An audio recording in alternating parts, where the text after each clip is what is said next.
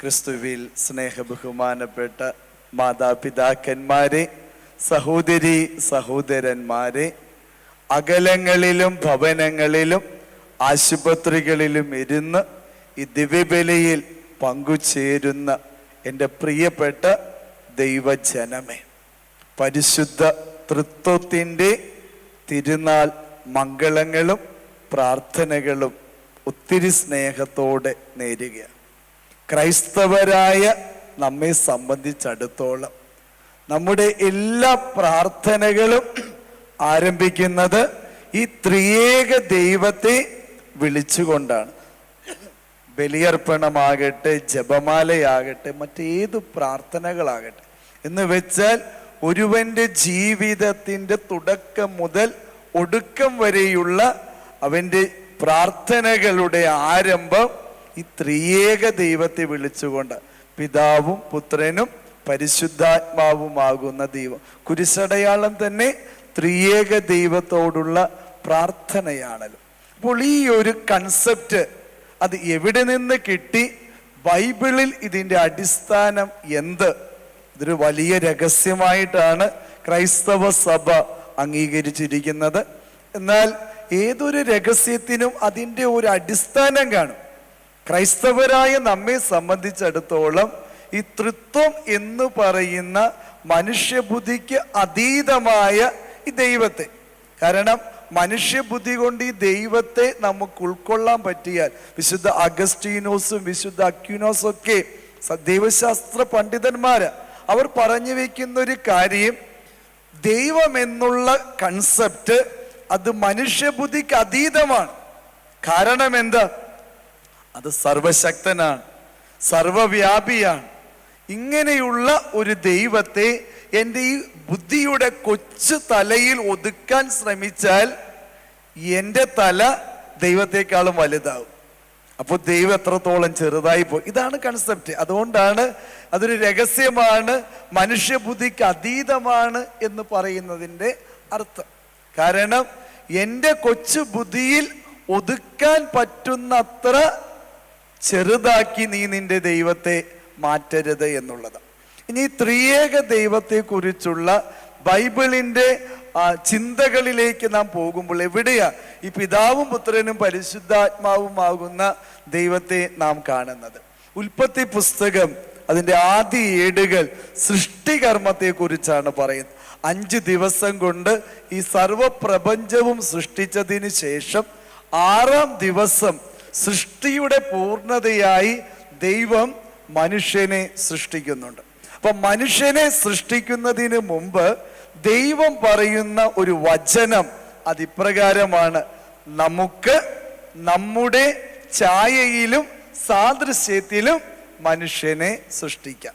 ഈ നമുക്ക് എന്ന് പറയുമ്പോൾ തന്നെ അത് ഏകവചനമല്ല, ബഹുവചനമാണ് എന്ന് നമുക്കറിയാവുന്ന കാര്യമാണ്. അപ്പോൾ ദൈവം ഏകനാണ് എന്ന് പറയുമ്പോഴും ആളത്വത്തിൽ ഒന്നിൽ കൂടുതലുണ്ട് എന്നുള്ള ഒരു വലിയ ചിന്ത നമുക്ക് കിട്ടുന്നത് ഉൽപ്പത്തി പുസ്തകത്തിൻ്റെ ആദ്യ ഏടുകളിൽ തന്നെ കിട്ടുന്നുണ്ട്.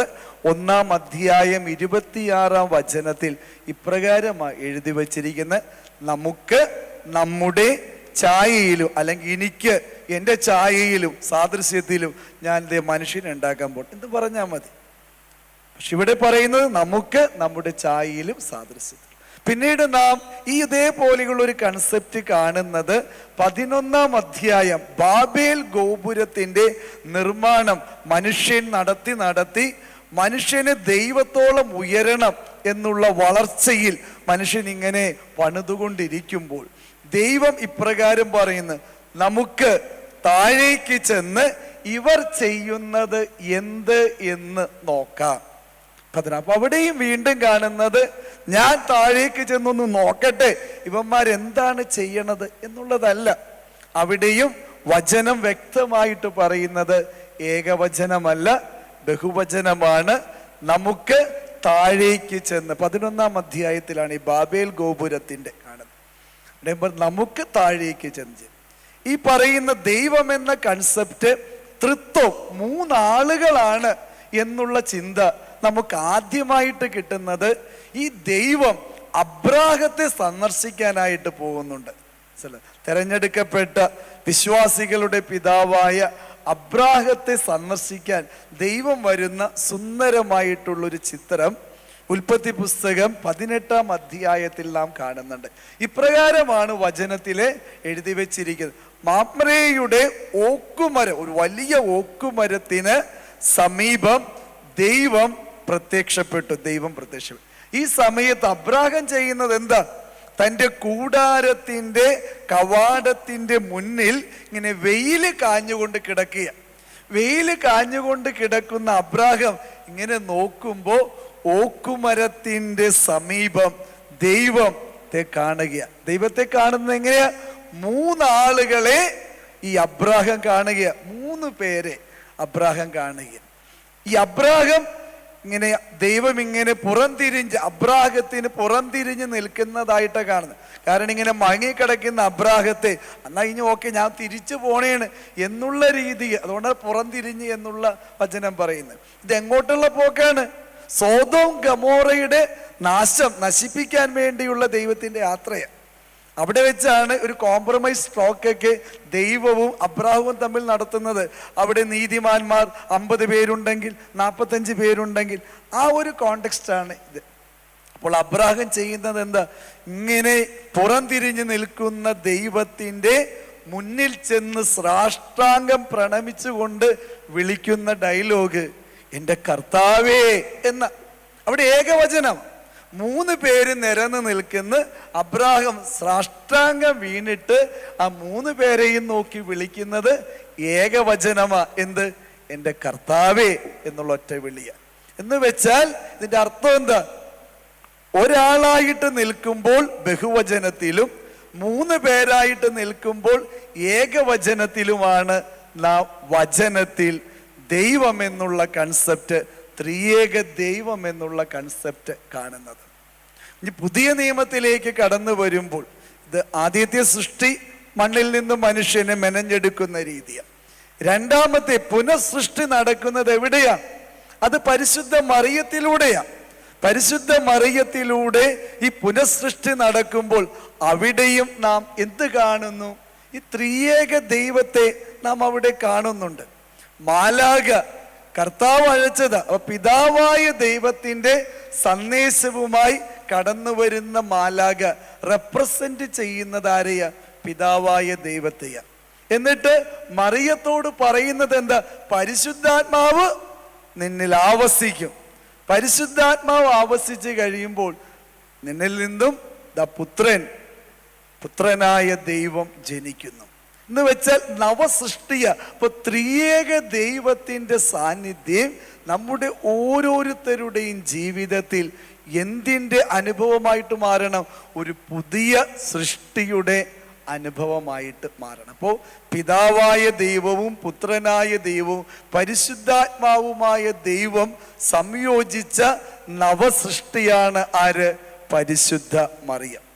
അപ്പോൾ ത്രിയേക ദൈവത്തിന്റെ ഒരുമയുടെ സൃഷ്ടിയാണ് ആദ്യ മനുഷ്യനെങ്കിൽ പുതിയ മനുഷ്യന്റെ ഉത്ഭവത്തിന്റെ കാരണമായ പരിശുദ്ധ മറിയത്തിലും ത്രിയേക ദൈവത്തിന്റെ സവിശേഷമായ സാന്നിധ്യം വചനത്തിൽ നാം കാണുന്നുണ്ട്. പിന്നെ ദൗത്യം ആരംഭിക്കുമ്പോൾ ജോർദാൻ നദിയിൽ ക്രിസ്തു ജ്ഞാനസ്നാനം സ്വീകരിക്കുമ്പോൾ ഇതേ ത്രിയേക ദൈവത്തിന്റെ ആ ഒരു വലിയ സാന്നിധ്യം നാം കാണുന്നില്ലേ? പിതാവായ ദൈവത്തിന്റെ ശബ്ദം നാം കേൾക്കുന്നുണ്ട്. ഇവൻ എൻ്റെ പ്രിയപുത്രനാ, മൈ ബിലൗഡ് സൺ. പിതാവ് അംഗീകരിച്ചുകൊണ്ട് പറയുകയാണ്, മറ്റാരുടെ അംഗീകാരമല്ല, പിതാവായ ദൈവം തന്നെ പറയാം, you are my beloved son, ഇവൻ എൻ്റെ പ്രിയപുത്രനാണ്. ഇത് പറഞ്ഞുകൊണ്ടിരിക്കുമ്പോൾ ദാ പരിശുദ്ധാത്മാവ് പ്രാവിന്റെ രൂപത്തിൽ ഇറങ്ങി വന്നു എന്ന് പറഞ്ഞ് ദൗത്യമേൽപ്പിക്കുക. അപ്പൊ നവസൃഷ്ടിയായ മനുഷ്യൻ തൻ്റെ ജീവിതത്തിന്റെ ദൗത്യം ആരംഭിക്കേണ്ടതും ആരെ വിളിച്ചു പ്രാർത്ഥിച്ചുകൊണ്ടാകണം? ത്രിയേക ദൈവത്തെ വിളിച്ചു പ്രാർത്ഥിച്ചുകൊണ്ടാണ്. അതാണ്, അല്ല, വെറുതെ ത്രിയേക ദൈവത്തിന്റെ സാന്നിധ്യം ജോർദാനിൽ കാണുന്നതല്ല. നീ നിന്റെ ജീവിതത്തിന്റെ ഏത് പ്രവർത്തനങ്ങളും ആരംഭിക്കുമ്പോൾ ആരെ കൂട്ടുപിടിക്കണം? ത്രിയേക ദൈവത്തെ വിളിച്ചു പ്രാർത്ഥിച്ചുകൊണ്ടാകണം. പിന്നീട് നാം കാണുന്നത് രൂപാന്തരീകരണത്തിന്റെ താബോർ മലയിലും ഇതേ ഒരു അനുഭവം കാണുന്നുണ്ട്, ഇല്ലേ? രൂപാന്തരീകരണം എന്ന് വെച്ചാൽ നിന്റെ ജീവിതത്തിന്റെ ദൗത്യത്തിന്റെ മഹത്വം അത് മറ്റുള്ളവർ അറിയണമെങ്കിലും നിന്റെ കഴിവല്ല, മറിച്ച് എന്ത് വേണം? ത്രിയേക ദൈവത്തിന്റെ സാന്നിധ്യം ഉണ്ടാകും. അതുകൊണ്ടാണ് ഈ താബോർ മലയിലെ രൂപാന്തരീകരണം പ്രാപിക്കുമ്പോൾ ഇതേ ഡയലോഗ് തന്നെ അവിടെ കാണും. ഇവൻ എൻ്റെ പ്രിയപുത്രനാണ്. മേഘമൊക്കെ വരുന്നുണ്ട്, ഇവനെ ശ്രവിക്കുവിൻ എന്ന് പറഞ്ഞുകൊണ്ട് ത്രിയേക ദൈവത്തിന്റെ സാന്നിധ്യം വീണ്ടും ഈ താബോർ മലയിൽ കാണും. അപ്പോൾ വചനത്തിലുടനീളം കർത്താവിന്റെ കാൽവരിയിലെ പരമയാഗത്തിലും നാം ഇത് തന്നെയാണ്. കുരിശിൽ കിടന്നുകൊണ്ട് പിതാവിനെ നോക്കി പുത്രൻ ഞാൻ എൻ്റെ ആത്മാവിനെ ഏൽപ്പിക്കുക. പരിശുദ്ധാത്മാവ്, ആത്മാവിനെ, പിതാവും പുത്രനും പരിശുദ്ധാത്മാവും ആരിലുണ്ട്? ഒറ്റ വ്യക്തിയായ ക്രിസ്തുവിൽ നിറഞ്ഞു നിൽക്കുക. പുറത്തുള്ളതല്ല, കൂടെയുള്ളതാണ്. അപ്പോൾ എൻ്റെ പ്രിയപ്പെട്ടവരെ, ഈ പരിശുദ്ധ തൃത്വത്തിന്റെ തിരുനാൾ അത് വചനത്തിന്റെ വചനം എന്ന് വെച്ചാൽ എന്താ?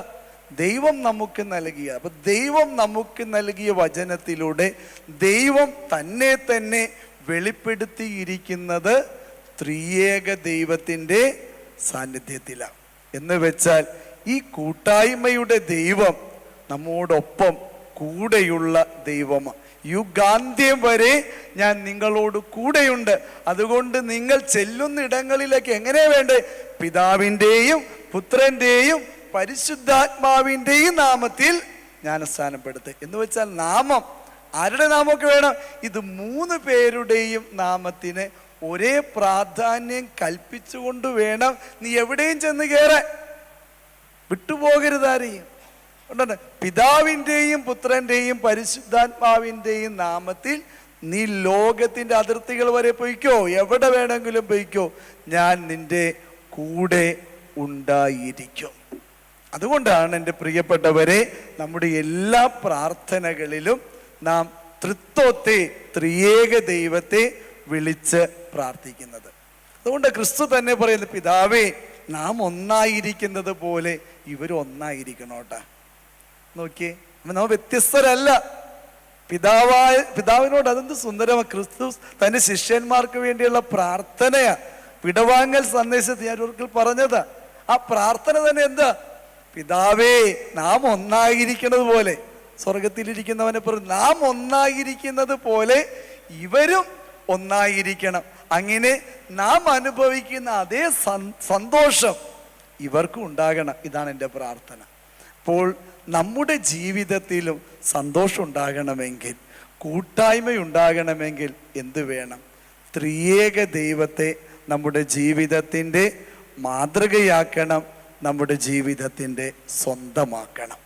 കാരണം ത്രിയേക ദൈവത്തിൻ്റെ പ്രത്യേകത, അവർക്ക് വേണ്ടി ജീവിക്കുന്നതല്ല, കൂടെയുള്ളവന് വേണ്ടി ജീവിക്കുന്നത്, അല്ലെ? പിതാവായ ദൈവത്തിൻ്റെ സ്നേഹം ഈ ഭൂമിക്ക് പറഞ്ഞു കൊടുക്കാൻ പിതാവായ ദൈവം കണ്ടെത്തിയത് ആരെയാ? തൻ്റെ പുത്രനായ മകനെ തന്നെയാ.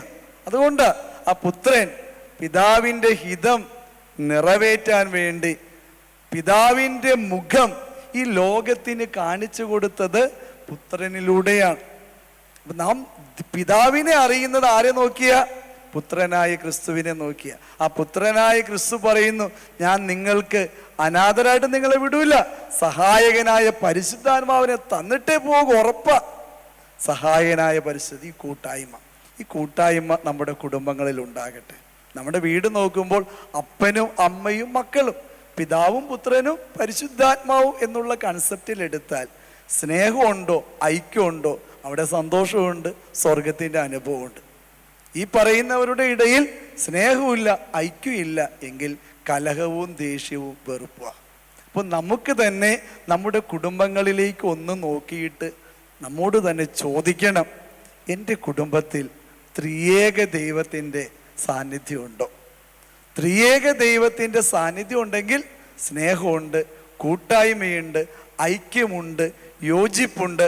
അപരന് വേണ്ടി ഏതറ്റം വരെയും പോകാൻ, എന്ത് ത്യാഗം എടുക്കാൻ, ഇവൻ മരിക്കാൻ പോലും തയ്യാറാകുന്ന രീതിയിലുള്ള ആഴത്തിലുള്ള ബന്ധമുണ്ട്. ഇല്ലേ? ചിലവരുടെയൊക്കെ ഇങ്ങനെ കിഡ്നിയുടെയൊക്കെ ഓപ്പറേഷനൊക്കെ വന്ന സമയത്ത് കൂടെയുള്ളവൻ്റെ പകുതി ഇങ്ങനെ കൊടുക്കാൻ, കരൾ പകുതി കൊടുക്കാൻ, കിഡ്നി ഒരെണ്ണം കൊടുക്കാൻ തയ്യാറാണ്. കൊടുത്താലും കുഴപ്പമില്ല, എനിക്ക് എന്ത് വന്നാലും കാരണം എന്താ? സ്നേഹമുള്ളത് കൊണ്ട്. അതാണ് ഈ കൂട്ടായ്മ, സ്നേഹം എന്നൊക്കെ പറയുന്നത്. അപ്പം നമ്മുടെ കുടുംബത്തിൽ ത്രിയേക ദൈവത്തിൻ്റെ കൃപ നിറഞ്ഞ സാന്നിധ്യം ഉണ്ടെങ്കിൽ സ്നേഹം ഉണ്ടാകും, കൂട്ടായ്മയുണ്ടാകും, ഐക്യമുണ്ടാകും. അതുപോലെ വിട്ടുവീഴ്ചകളും ക്ഷമിക്കാനും പൊറുക്കാനും മാപ്പ് കൊടുക്കാനും ഒക്കെ കഴിയും. അതിപ്പോൾ നഷ്ടപ്പെട്ടു പോയിട്ടുണ്ടെങ്കിൽ ഈ തൃത്വത്തിൻ്റെ തിരുനാൾ നമ്മെ ഓർമ്മപ്പെടുത്തുന്ന എന്താ? തിരിച്ചു പിടിക്കണം കൈവിട്ടു പോയ സ്നേഹവും അടുപ്പവും സ്നേഹവും ഒക്കെ.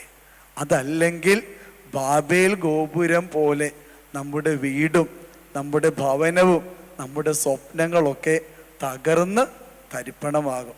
ത്രിയേക ദൈവത്തിൻ്റെ കൂട്ടായ്മ വരുമ്പോഴോ സഭ വളരുന്നത് പോലെ പത്രോസിൻ്റെ ആ പ്രസംഗത്തിൽ നാനാജാതി മതസ്ഥർ, വിവിധ ഭാഷകൾ സംസാരിച്ചിരുന്നവർ, അവർ എല്ലാവർക്കും ഗ്രഹിക്കാൻ പറ്റുന്ന രീതിയിൽ അവർ കേട്ടു എന്ന് പറയാൻ സ്നേഹത്തിൻ്റെ ഭാഷ നമ്മുടെ കുടുംബത്തിലുണ്ടാകും. അവിടെ പരസ്പരം അംഗീകരിക്കും. പിതാവ് പുത്രനെ അംഗീകരിക്കും, ഇവൻ എൻ്റെ പ്രിയപ്പെട്ട പുത്രനാ. പുത്രൻ പറയുന്നു എൻ്റെ അപ്പൻ ഏറ്റവും വലിയവനാ. ഓർത്തൊക്കെ, അതല്ലേ സ്നേഹം എന്ന് പറയുന്നത്, അല്ലേ? പിതാവ് പുത്രനെ പറ്റി പറയും, you are my beloved son, എൻ്റെ ഏറ്റവും പ്രിയപ്പെട്ട. പുത്രൻ പറയുന്ന ഡയലോഗ് എന്താണ്? എൻ്റെ അപ്പൻ ഏറ്റവും വലിയവനാ. എൻ്റെ അപ്പൻ്റെ അടുത്ത് നിന്നും എൻ്റെ ആടുകളിൽ ഒരുവനെ പോലും പിടിച്ചുകൊണ്ട് പോകാൻ ആർക്കും പറ്റൂല. കാരണം എന്താ? എൻ്റെ അപ്പനെ ഏറ്റവും വലിയവനാ. നോക്കി. പിന്നെ പുത്രൻ പരിശുദ്ധാത്മാവിനെ അതേ തന്നെ പറയുന്നത്. ഇന്നത്തെ വചനം അതല്ലേ? പരിശുദ്ധാത്മാവ് വന്ന് എല്ലാം പഠിപ്പിച്ചു തരും, എല്ലാ കാര്യങ്ങളും പറഞ്ഞു തരും. ഒരാൾക്കൊരു കുറവ് വരുത്താത്ത രീതിയിൽ കൂടെയുള്ളവനെ ഇത്രത്തോളം വളർത്തുന്ന സ്നേഹത്തിൻ്റെ കൂട്ടായ്മയാ എൻ്റെ പ്രിയപ്പെട്ടവരെ പരിശുദ്ധ തൃത്വം. ഇത്രയേറെ സ്നേഹമുള്ള കൂട്ടായ്മയുള്ള ഒരു ദൈവം നമുക്കുണ്ടായിട്ടും ആ ദൈവത്തിൻ്റെ മക്കളെന്ന് പറയുന്ന നാം എന്തേ വല്ലാതെ അങ്ങ് കലഹിച്ച് കഴിയുന്നു, വല്ലാതെ അങ്ങ് മുറിപ്പെടുത്തുന്നു, വല്ലാതെ അങ്ങ് അവരെൻ്റെ ജീവിതത്തിൻ്റെ സ്വസ്ഥത, സന്തോഷം, സമാധാനമൊക്കെ കെടുത്തിക്കളയുന്നവരായിട്ട് മാറുന്നു. നമുക്ക് പരിഹാരത്തിന് ഇന്ന് തന്നെ ആരംഭം തുടങ്ങാം. ത്രിയേക ദൈവത്തിൻ്റെ മക്കളായി സ്നേഹത്തിൻ്റെ സുവിശേഷമായി നമുക്ക് നമ്മെ തന്നെ മാറ്റാം.